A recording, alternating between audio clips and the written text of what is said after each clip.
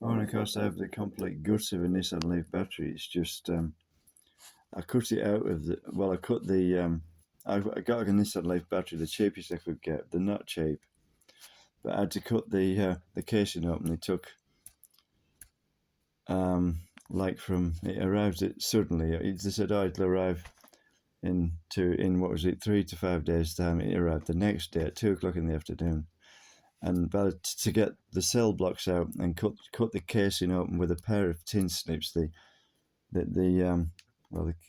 main case open with a pair of tin snips and get them out in the backyard. It was from 2 o'clock in the afternoon until 8:30 the next morning, constantly working in freezing conditions because it was in somebody's car parking space.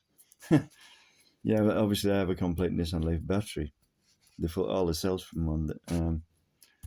They're in excess of 300 kilograms of Nissan Leaf battery, but that doesn't count to the weight of the car. So it was expensive. It may not have been a complete waste of time, because obviously, if you're only a Nissan, I have a Nissan Leaf motor, but I can't use that. It's 147 horsepower and not 5.5, and yet it's way too powerful for my Peugeot 107, which is only 68 horsepower in the first place.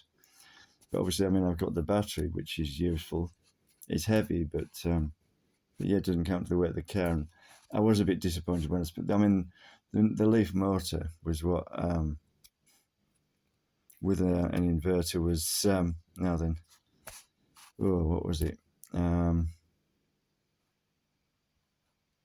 An eighth of the price of the battery, so it doesn't really matter. The battery was expensive and the motor was enough, but when you consider how much a whole car costs, well, the battery was more than my dad's car's worth altogether. Yeah, well, quite a few times worth of that car's worth, but it's an old ape anyway, really. But yeah, it was quite expensive, and I was a bit disappointed that I bought that. But actually, it might not have been a waste of time, because obviously, it's not going to use it's in 3 blocks, and the 2 smaller ones, it's not even going to need a full one of them to produce 4 kilowatts.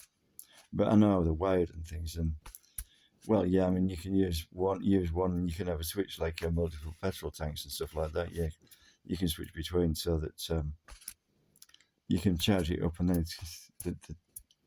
does it really need a petrol engine there? But then, well, I don't know. Petrol engines are generated to keep it charged. Well, the amount of mileage, what is it? I don't know what that battery will do with the Leaf motor, but with a 4 kilowatt motor, it's going to go forever, isn't it, with that battery charged up?